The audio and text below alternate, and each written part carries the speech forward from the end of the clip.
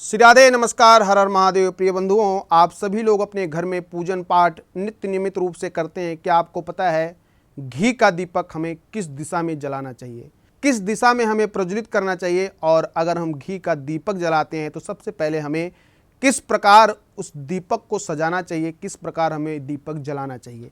तो आज सारी ये चीज़ें हम इस वीडियो में जानेंगे। देखने के लिए बने रहिए हमारे साथ।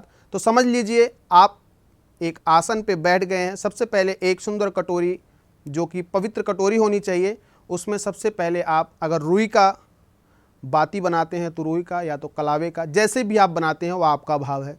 बना करके थोड़ा सा आप शहद लगा करके उसके ऊपर आप रख दीजिए, क्योंकि शहद लगाने से वह दीपक के अंदर जो बाती होती है, जो प्रज्वलित होती है, वह हिलती नहीं है।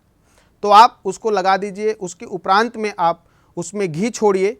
घी छोड़ने के पश्चात थोड़ा सा उसमें अक्षत छोड़ दीजिए, और उस कटोरी में थोड़ा सा रोली का तिलक भी आप लगा दीजिए, और मौली भी आप बांध दीजिए। और घी का दीपक जिस स्थान पर रखेंगे, सबसे पहले उस स्थान के नीचे आपको क्या करना है?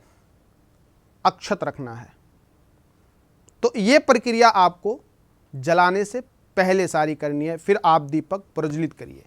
दीपक जब आप प्रज्वलित करते हैं तो आपको किन मंत्रों का ध्यान करना चाहिए, किन श्लोकों को श्रवण करना चाहिए, अगर आपको आता है तो आप उनको बोल सकते हैं, गुनगुना सकते हैं। अगर नहीं आता है तो आप उनको सुन सकते हैं। ओम दीपो ज्योति परब्रह्मा, दीपो ज्योति जनार्दना, दीपो हरतु मे पापम, पूजादीप नमोस्तुते। इस प्रकार आपको दीपक इन श्लोक के द्वारा आपको प्रज्वलित करना चाहिए। अगर आपको मंत्र पता है तो मंत्र के साथ भी कर सकते हैं। उसके उपरांत में आप दीपक को उठा करके पूरब या उत्तर की दिशा में आपको स्थापित करना चाहिए। अगर आप भगवान की पूजा करते हैं और घी का दीपक जलाते हैं तो आपको ये दो दिशाएं अवश्य ध्यान में रखना होगा, और इन्हीं दिशाओं में आपको दीपक स्थापित करना चाहिए। तभी आपको सुविधा और उसकी फल की प्राप्ति होगी। अन्य अगर आप कर्म सही ढंग और सही कर्म से करते हैं तो आपको अवश्य उसका लाभ मिलेगा। अगर कर्म ही आपका गलत होगा तो आपका उसका कोई परिणाम नहीं मिलेगा। तो चलिए, आज की इस वीडियो में आज इतना ही।